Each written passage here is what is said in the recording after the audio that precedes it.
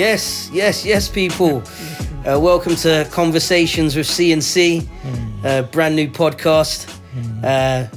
Been in the making, and we're finally here. Yes.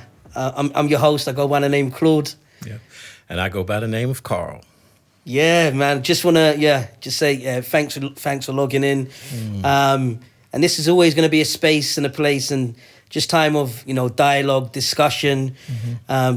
Touching on topics and themes that are really relevant to us as people, as practitioners. Whether that's looking at therapy, whether that's looking at race and life and culture, and hopefully just an extension of our private conversations that myself and Carl have, but just in the setting, and hopefully you can get something from it as we get something from it as well and journey with us. So yeah, Carl, man, how are we doing today, man? I'm totally blessed, man. I said, as I shared with you a few minutes ago, it's that thing about from idea to manifestation. From idea to manifestation. So, you having we just, as you say, we reason, have an idea about something and say, well, how can we take this thing forward? How can we take it, how can we take it forward? And also, I think, waking up this morning, it was just a feeling of peace. Oh, come on. Yeah, peace. Providence and purpose, three P's. The three P's, bro. The three P's. Different kind of peas. Different kind of peas. Not rice and peas or peas and pounds, but yeah. So I'm feeling blessed, just to be for us to share space and perhaps for others to come on this journey with us. It's as we like to say, it's a new beginning. A new beginning. And it feels like that for both of us. New beginnings, transitions, closures, endings, changing, just from our dialogue. And I guess, just doing a temperature check. Yes. In the here and now. I'm feeling pretty excited. Just at the prospect of, as you say, idea to manifestation. And pretty chilled. Yeah. Saturday. No work today. Yeah. Not wearing the socks today either. Ankles are out, but no, just feeling relaxed and chilled, and it's been a productive week. A few wins, some learning moments, So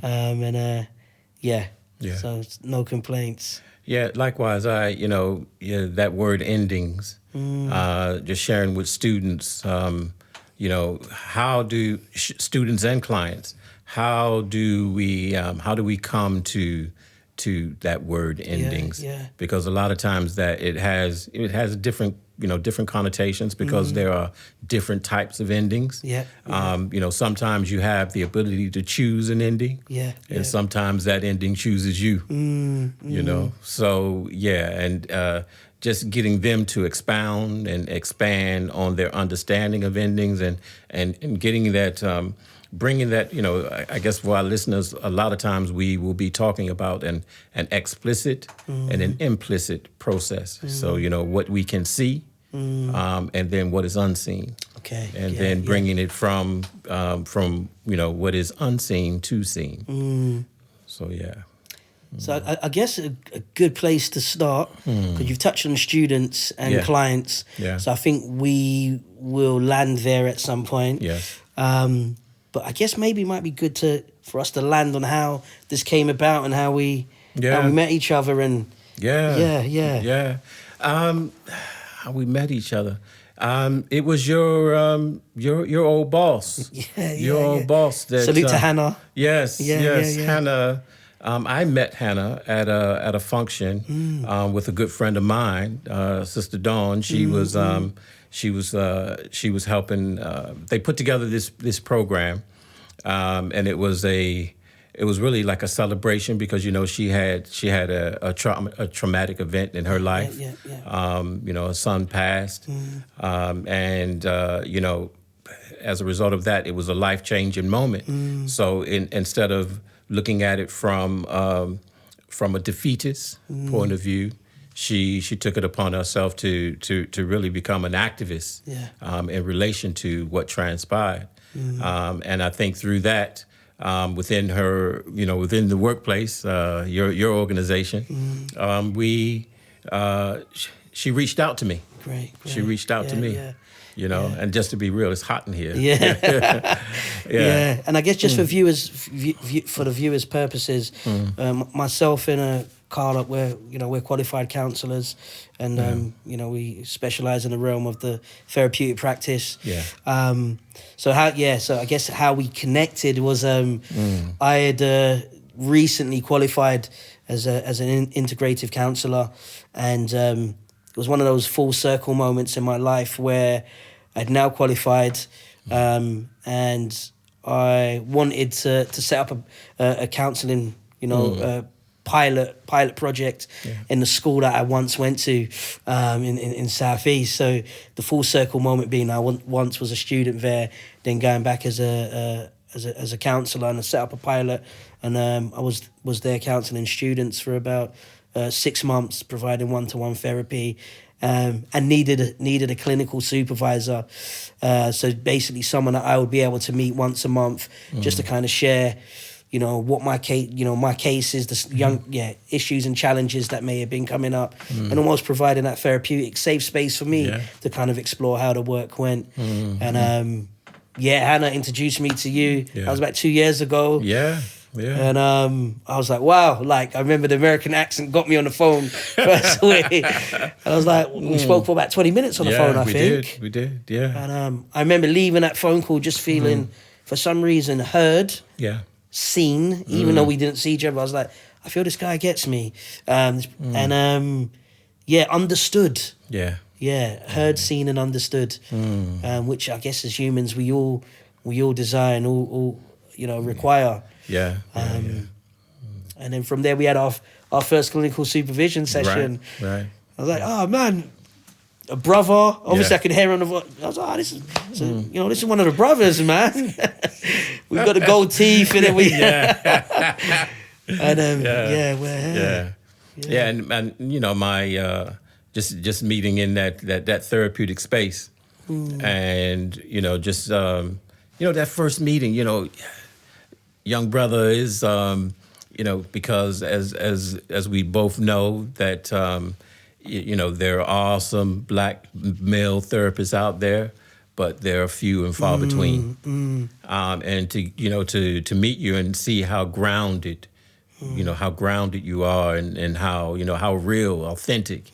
And it was just so refreshing to meet you and to have the opportunity, to work with you, and that's the thing, being able to question and think about these models, these modalities, because the thing is, I think at last count, I'm sure there are, therapists out there that will watch this at some point, and say, oh, probably there's more than 200 modalities out there, but it's always about the relationship. Because the relationship is the therapy. So we met, and and also we liked one another, and we just it's just that relationship, just blossomed. And that's what brought us here today. You know what I mean? And that's how it works. That is how it works. Sometimes they say, especially within addiction work, they say we don't know how this thing works, but it works. You don't know how it works, but it works. It's powerful what you said about relationship. Yes. Relationship is the healing, isn't it? Yes, it is. And if the client, or the individual can connect with the therapist, and they can build a rapport, that's so transferable. Yes. They can take that wherever they go, that them being their authentic selves. And I felt like when we met, you just created a space where I could, just be me, no airs and graces, no masks, I think, from that connection, it was just like, a friendship started forming as you mentioned. So I guess landing, how do we get here? So we've got the initial us connecting, building, from a therapeutic standpoint, and the friendship forming, you being my clinical supervisor. I think I shared some of my writings. I was, working on this ongoing book that's been hanging around for years. So I think I shared a couple of chapters. Yes, you did. You did. Yeah. and then as a result of that, and we should come in and let our listeners know, or listeners and viewers know, that it's this thing about our clinical relationship had ended before we crossed over. There's no ethical concerns here. Come on, great. Yeah, great. but as a result of our, you moving on, or that pilot coming to an end. Yes. Our relationship changed, and a lot of times, I think, and this is my opinion. I'm sure the purists out there would disagree, but I think sometimes we can become too precious about this, about counseling, about psychotherapy, and sometimes when the relationship, the relationship can transcend into something else. It can transcend into a friendship once the professional relationship has ended in that particular guise. So we were always cognizant of our professional responsibilities and not breaching it. We were, the boundaries were always in place. But just saying that, we've always been real. Yeah. And then as a result of that, you sharing that with me, I shared some things with you, and it just, the seeds had been planted. And then as a result of that, you came to me, or I came to you. I forget how, which came first. Yeah. And I shared about an idea for a book together. Because I guess because of the topical issues of the day, George Floyd and, Black Lives Matter and these things coming to the fore. And it was like, Brother Claude, the brother's tight. So, what can we do together? Yeah. And then you said, well, that's, you weren't dismissive. You said, that's good. That's all right. But I'm thinking of a podcast. I said, a podcast? That was so, got my right hand up, but it was so left field. And I was like, okay. And I was like, that's so topical as well. But the thing, it seems that there's so many out there, so many to choose from, should I say. But the thing is, are they, when we think about that niche market, are they going to be doing or talking about the things that we are going to be talking about? And I think that is our agency, because as I said, we are perhaps not, we're a rare commodity, if you will, just coming on in this space and talking about, because if you try to measure it, when you talk about men in general, Black men, talking about their feelings, their emotions, talking about the relationship as a therapy, you don't hear that every day. Yeah. So it's powerful. So I guess, man. Yeah. If we could jump in a time machine. Yes. If Dr. Barge, Dr. Carl, man, the specialist, the clinician. Go ahead. If you could jump in the time machine, and go back to anywhere, in your life, I guess for the viewers, and where would you go back to, and where would you land, and tell us a little bit about where you would brother, be. I have to land on 1990. Whew. 1990. That's when I left America. Okay. I left America in 1990, and I had and this is how it works. As a Christian man, I say this is how God works, and I wasn't a Christian then. Yeah. But even in His infinite wisdom, He knew then what direction my life would take. So, I'm coming over on a 2-year work permit. A 2-year work permit to as a chef. Yeah. And 31 years later, I'm still here. So, wow. But there's a lot in between. But I came over here as a chef. I worked with some famous French chefs. Because it was all about being a cook in America. It was very much working in big hotels and seeing that these European trained chefs were coming to America, and they were on the dollars, the big dollars, the big bucks. Yeah.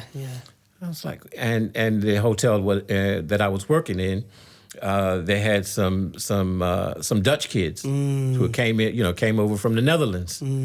And then, just we were working together. They were some good kids, and just talking with them. How'd you get over here? And how'd you They said, well, we went through this organization. So, okay, and that wasn't in the time of the internet for me or for us. Yeah. So I did my due diligence. Did some research and contacted them, and a year later I found myself in London. Wow. Can I jump in? You go ahead. So as soon as you said 1990, like I remembered how old I was. Okay. I remember who won the World Cup. All right. Yes. Germany beating Argentina. What was the aesthetic, the feel, the climate? What was the vibe like in America? Before I came, Before you came, 1990. What was life like for Carl? That's a very good question. I think the work ethic has always been there, and it was, before I left, a brother was working 3 jobs. You know what I mean? Juggling. Yes. Trying to hustle. Yeah. But trying to hustle in in a copacetic way. You know what I mean? I hear you. Yeah, not trying to, because the days of if I went back to 80, then the cutting corners type of things was in my makeup. Okay. But in 90 it was very much about trying to do it the right way. Hustle the right way. Yeah. But I knew that if I wanted to. It's always that thing about what was instilled in us as children. I wanted to be better. Better than the other. Better than what others thought I could be. Yeah. Okay. Because we come back to the therapeutic stance, the self concept, and really not having an understanding of the self-concept back then, but having a understanding today. It was very much about my self-worth and my self-image. And who was I? That Big identity. question. Yeah. So that was the 1990 to say 1992. It was life-changing being over here. But before I left. I was in D.C. I was working in this Italian place, Italian restaurant, and life was good. That was the main gig. That was the main gig. But at the same time, D.C. was a dangerous place. D.C. is 62 square miles, but and people really don't get this link when Trump was talking about draining the swamp and all of that because D.C. is built on swampland. So it sits between Virginia and Maryland, and in the middle is D.C., 62 square miles. And at that time, it was the murder capital of the world. How could a city that size, be the murder capital of the world? And you know what the commodity was. We know what we have one of those. So guys, you're listening out. We have a session on that. We got to brother Claude is gonna drop some science for that one. But it was the murder capital, and having the opportunity to leave that. Not that I was in the mix in the game. That was not my calling at that time. But I said, well, that was the right time for me to leave, and I've gone back home enough times, but I've never had that real desire. I think the desire has come from family folks for me to move back, but it hasn't really been there because I think it's this thing about something I've learned over the years is that you go or you stay where you want it, not where you're tolerated. Yeah. You go where you wanted and not where you're tolerated. Yeah. So, it's big. And as you met, you picked up on the American accent. Yeah. That seems to open doors over here. You know what I mean? It is, bro. It just be real. You know what I mean? Yeah. If you was a R&B singer, Barry White, Reg Roo, your Gerald Leverts, you got that voice, man. You got that voice. So to unpack a little bit, like what that transition was like. So you got where you're coming from, DC. You know, so you mentioned the 80s, and you know, a lot was going on in the 80s, and you got the backdrop of the 90s for yourself. Yeah. You know, you mentioned work ethic. You know, identity, self-concept. Who am I? You know, these expectations on me. Whose are they? Yeah. Where do they come from? Bam, making a big transition. 2-year work permit. Yeah. What was that transition like? And unpack how that work ethic helped you in that transition. It was the desire to achieve. It was the desire to, you know, was coming over here. Very much remember at that time, listen, dude, you're coming over here. Keep your mouth shut. Yeah, keep your mouth, because, you know, it still had, you know, keeping it real, still had thuggish tendencies. You know, certain things needed to be laid to rest. But it wasn't, that was, you know, I would have to fast forward 10 years for that to come to fruition itself. But, you know, I was very conscious of not wanting to blow it, you know, not wanting to self-sabotage. And I was able to get through that 2-year period. Yeah, it was culture shock. My goodness. Coming over here, you know, I won't mention driving on the wrong side, but, you know. We won't go there. We won't go there. Those sorts of things. And just remember, I caught a cab, a black cab from, because I don't know, I caught a black cab from. Stopped for you in the 90s? I was at Heathrow, so he didn't have a choice. Yeah. So, it was next in line, so the brother couldn't turn around, right? So I got in the cab. I said, you know, I'm going to, gave him the address from Heathrow to Wandsworth, Wandsworth Road, man. And that was because they provided digs there, you know, the chef company that I was working with. Or working for. So when you say digs, like an apartment, yeah, somewhere for you to stay, well, it was a room. It was a room. I mean, you stepped in that camp, you turn around, you was back out. So it was small, it was cramped, you know. Something that I really wasn't accustomed to. So confined. Yeah, it was very confined, you know. Yeah. Not too dissimilar to a jail cell. It's funny when you said that, like, that's what I kind of saw. Almost like a cell. Yeah. So and I didn't stay there too long. You know, as I started to meet people and move, then I met one or two people that helped me to find a different place. So I didn't really stay there too long. But it was definitely a culture shock. But I did, you know, in those early days, I kept my head down. I listened to what was being taught. And you know, just getting the flavor of a higher level of cooking, you know, and just taking it to the next level. So you're a food man? Yes. Very much. Yeah. So if you had to cook for us, what would you? You know what, I like.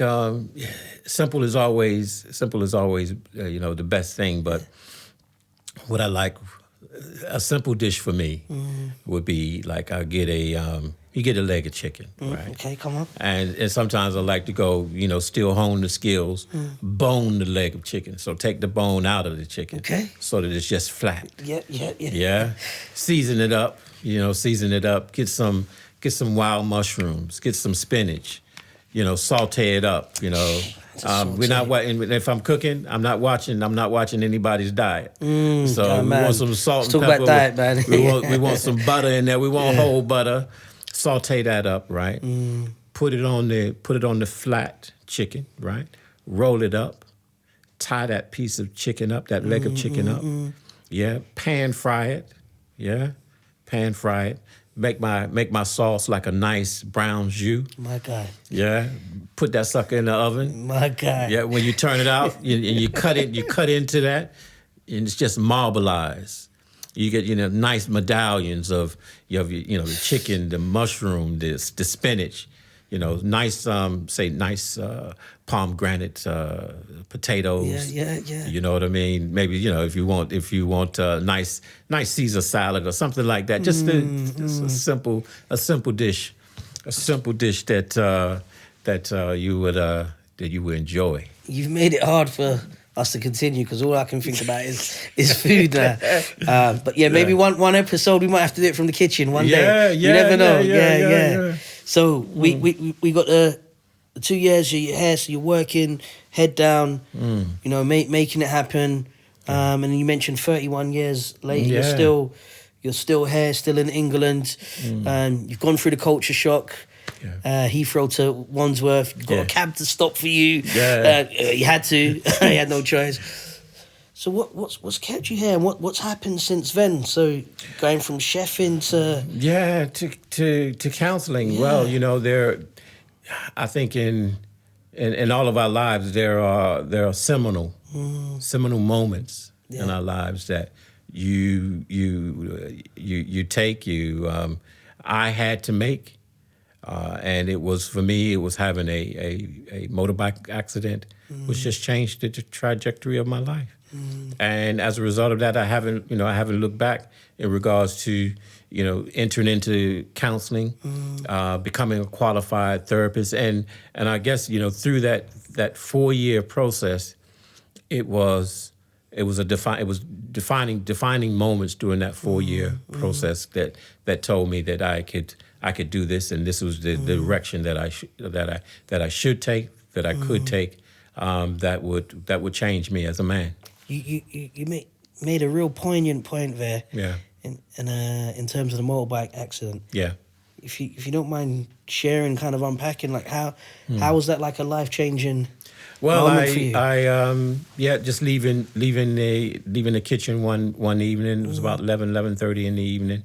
Going down Brixton Road, and this car cut across my path, and I sustained like a compound fracture to my leg, and which essentially meant that I wouldn't be able to stand in the kitchen doing doubles and all of that kind of thing for any foreseeable future. And it took me out from, say, 99 to 06. Really.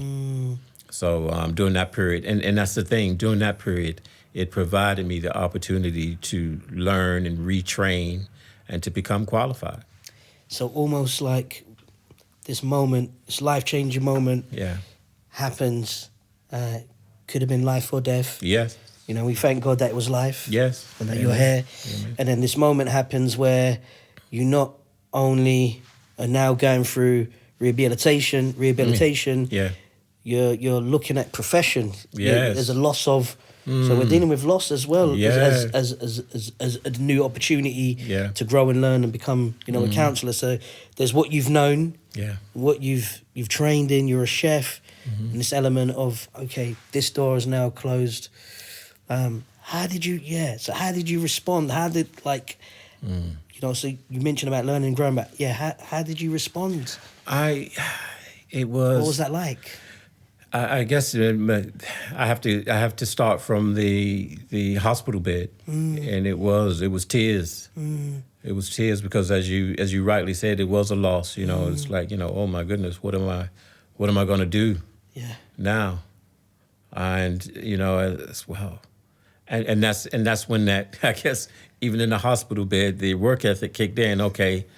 And this is the thing. Whilst I was a head chef, not far from. Is it far from me? It's like Cannon Street. I was a head chef in Cannon Street, and that's where I was traveling from Cannon Street to home on the motorbike, and it was this thing of during that time I had started a counseling course, counseling skills. I'm talking, you know, this is 98, 99. We're talking like level 1. Yeah, counseling skills. And if you ask me how did that come to be, I don't know. But it was I guess, you know, just thinking about it, sitting here now being questioned, it was that thing of I've always wanted to help others. Even as a chef, I've had a guy on the pots and pans, you know, scrubbing the pots and pans. You know, and you know, just seeing their work ethic. Listen, you want to learn how to do this thing? You want to learn how to do the salads? You want to learn how to do the starters? And always bring it, but at the same time, teaching them how to do it, but also life skills, pro-social skills. those sorts of things, even back then. Yeah, yeah. And it came, I think it was at City Lit, somewhere like that. I started with that. Wow. But the was it the executive chef? I believe he came to me and said, "Listen, we need you to run some other kitchens." So I think before I left or before that accident happened, I was like responsible for like 3 different kitchens. Senior head chef, that sort of thing. So they dangled the carrot, and I stopped the course. I stopped the course, and then Tutu's this thing happened, this accident happened, and at first it was I thought about teaching, maybe primary or secondary. But coming from America, the thing that I had was that high school diploma. So I had to, it was like, nah, we can't accept that. So it was the next thing that came to my mind was counseling. Yeah. Wow. Yeah. So it's always been in you to help others. Yes. The kitchen was almost your classroom. Yes. Teaching. Yeah. And sharing your expertise, wisdom. In the field that you're in, as well as life. Yes. The carrot has happened. Yeah. You've moved forward. You've completed your level 1. What are you doing now? And how? Yeah, like what was that? Like, if you could just give us a truncated nutshell version of like getting from that course to where you are now, like in what you do. Oh. That's gonna be hard, isn't it? Yeah, truncated. Yeah. Oh, Flo, let's go, man. Yeah. Well, I guess where I am right now is, we opened with New Beginnings, and the new beginning is full-time lecturer, Regents University, from the 1st of September. Let that breathe. Yeah. Yeah. Come on, it's amazing. Yes. That is amazing. Yes. So, 16 years post-qualification, and this is the fruition, I believe. Yeah. And because I put my work in, and here's the thing. I told you three jobs before I came over here. Yeah. You're spinning. And the last 12 years has been 2 jobs. With private, private work, private clients, here and there, interspersed. But it's, I've been doing the nighttime gig of teaching, counseling, to, I love the grassroots, having that person come into the classroom that hasn't been in school maybe 10, 15, 20, sometimes 30 years, and coming and just meeting them where they are. And knowing that them coming on this level 4 diploma in therapeutic counseling, knowing them that on day 1, year 1, that I know that when we finish this in 2 years, you're going to be a different person. And to watch that transformation, and for me to see it, and to know that this is going to happen for them, is such a blessing to see it and to know it. But the thing is, and I think where my gifting and where my ministry is that I am that encourager, because a lot of times they don't believe what I'm telling them. So you're a Barnabas. Yeah, son of encouragement. Come on. Yeah. The son of encouragement. SOE, man. Yeah. So do you know what really jumps out at me when you said you wanted to teach, or there was this kind of like this kind of inkling or idea or this feeling, and then it's like, I have a American diploma. Yes. Mm-hmm. Some people would have stayed there like, I don't have the right credentials. Yeah. I'm from another country. I don't know the system. So you would have there would have been a lot of due diligence. Researching. Yeah. Combined with work ethic. Yeah. Sacrifice.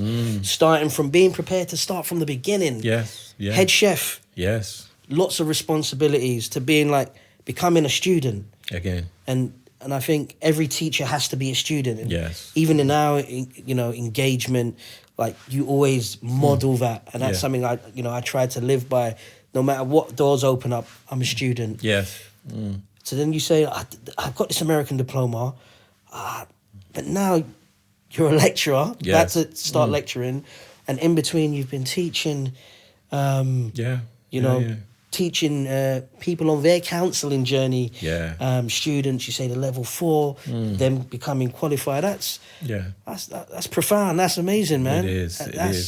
That is amazing. That's no small feat. Yeah, and I think Powerful. that for me, I valued, my experience being on that level 4 diploma, and knowing that because I thought this is not going to be enough for me. Always wanting more. Always wanting to prove again that take me back to seeing the kids in the kitchen, those Dutch kids, and knowing that I want more. So I took that level 4 to Roehampton. To Roehampton to what do they call it? To really put the cherry on the top with that degree. And when I went to that 3rd year with that group that had already been cemented, with already been that cohesive group, I know that that level 4, the experience that I had there, I didn't believe those guys could touch me. And I still think that to this day, that the grounding that I had, and that's why I even though I'm going to Regents, I want to stick doing that evening gig. Come on. Because I don't want to, it's that thing is, I see myself in that particular arena as a gatekeeper. Yeah. That gatekeeper. So that those who don't believe, they can believe. Yeah. Because as you rightly say, I'm modeling something to you that you'll never forget. Yeah. The road less traveled. When you say that, that's what I think of when I first met you. I was like, for where I want to go and what I want to do in the therapeutic world, there's someone that looks like me, has similar lived experiences, but on the different side of the pond. And a brother, and representation matters, and it makes it believable. And I think there is something in, no matter what doors open up for us, or people or practitioners or whatever field you're in, it's fundamental that you got to put your football boots on and stay in the grassroots. Yes. Stay stuck in, sharing what you've got with others. Otherwise, then what is it for? Yeah. It's what is it for if you're not sharing? Teaching the man to fish, right? Yes. So now he can cook up a little snapper, a red brim for his family. But sharing the information, and I think that's fundamental. You mentioned earlier on about addiction, and I know that you did some amazing work around that. Just wondered if you could just share a little bit. Well, I mean, I guess once I became qualified, many counselors listening, to us today would know that there are not many jobs out there for counselors. So it's, for me, that's why I think, as a counselor, for me, it was teaching, because that's something that has always been around. So, I was fortunate enough to be tapped to go into, one of my old lecturers, tutors, reached out to me, and that's how I got my foot in the door. And then going on to get a PGCE. It's a power of relationship. Come on, yes. And so from there, the teaching, which led to going into the prison. So going into the prison, working with men that really we come back to, we do the 180 and we go back to identity. And if you don't know who you are, right? And, one of my messages, and maybe, a lot of our listeners will get it, some won't get it, but I would be in group therapy. And you have, your therapist, you're sitting on one end of the room, I'm on the other end, and you have 6 on that side and 6 on that side. And we're doing group therapy. And I would say that, how many men in here believe that it is your gift, that it is that you have a gift right now? Some. What are you talking about, dude? You know what I mean? The Shanky brother talking about. You know what I mean? So yeah. But I said, well, the thing is, when you think about your purpose, is your purpose to be sitting on these hard blue chairs in here? But the thing is, the reason when we talk about gifting, your gifting will make room for you, and bring you before great men, right? But the thing is, why aren't you stepping into your gifting? You're in the way of your gifting. You're in the way. Could you unpack that? I get it. Yeah. So you're in the way of your gifting because if you're that man that is dealing in narcotics, you're dealing in narcotics.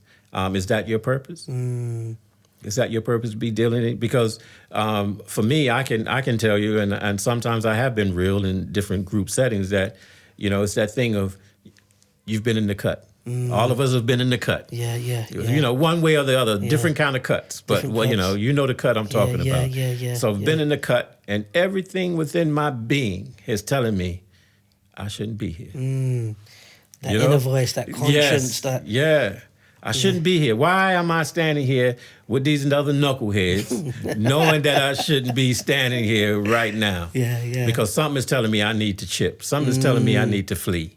But for whatever reason, I didn't. I don't.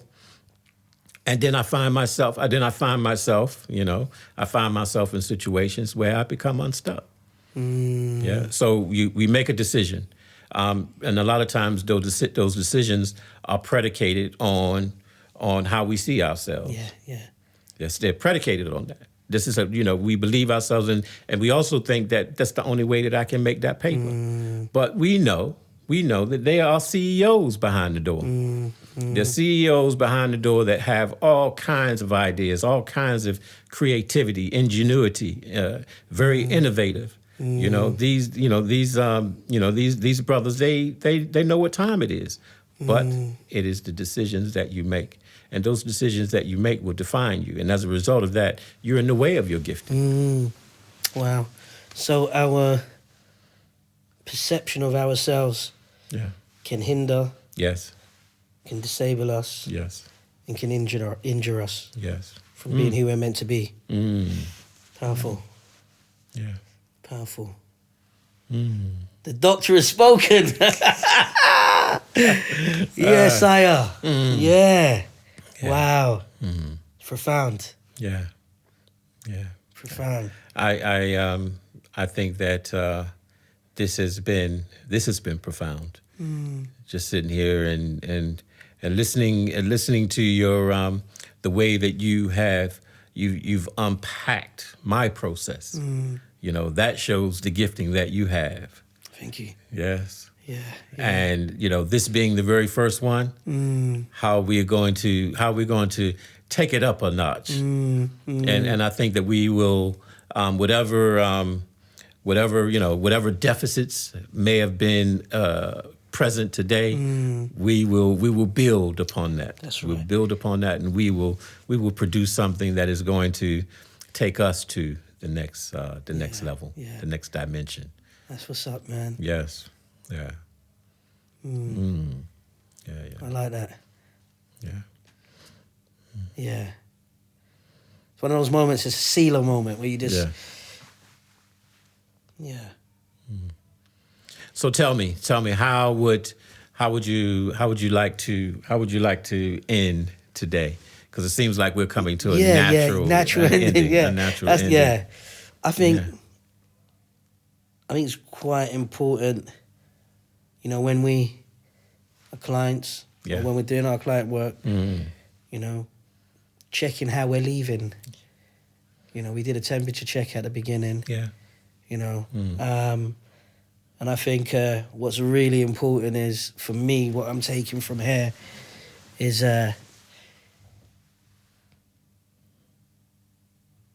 transitions happen. Sometimes they are unexpected. But it's how you respond, not how you react, but how you respond, how you think, how you process what is happening to you in that moment, and how you process what you need to do to go to where you need to go to. And I just think, it was just really encouraging for me. Really encouraging, really profound. And I think that the two words that I've got right here is optimistic. Just really optimistic about your next journey in lecturing. Yeah. But just really privileged to be able to sit down and journey with you, you know, as we sit here, as we journey together moving forward. And man, I count you as a brother and a friend. Yes. And as a teacher and a mentor as well at the same time. So all simultaneously, that's kind of going on, and just feel really blessed. Feel really blessed, man. And how we start is not how we need to finish. Yeah. That's what I'm kind of taking away. How we start is not how we need to finish. Yeah. And that's profound in what you've just shared there. Absolutely. And I think that feel real honored to share this space with you. It is an honor. It is a privilege. Because just knowing a little bit of your background and knowing where you're coming from, having seen you in action, which we will come to, having seen you in action on stage, and how powerful that is. You are that modern day orator, yes, with very much rich skills to offer this community. Your community, and it's and to be able to as we started with that thing from idea to manifestation and where we are and what we're talking about today, and when we have our next show, our next session, just hearing more. I've talked a lot today. No, it was needed, man. It's good. It's good. Yeah, to hear your journey. Yeah. So I'm so looking forward to that, and I think that our listeners will be looking forward to that because we're sharing ourselves. Yeah. We're sharing ourselves, and I think that, and I think within that, what I tell clients and people that I work with, guys in the prison, is that it's very much about, not so much about our differences, but about our similarities. Because a lot of people who are going to be listening and watching, they're going to be able to, this will resonate with them. Yeah. And this is what it's all about. Powerful. Yeah. So as we journey to journey, or as we journey with each other, soul to soul came to mind. I just felt like this is a connection, a connecting of the souls. And, for the listeners, thanks for tuning in. Thanks for logging in. Yeah. And we'll see you next week. Or we'll see you very soon, I should say. Yeah. Bless you. Power to the people. Blessings.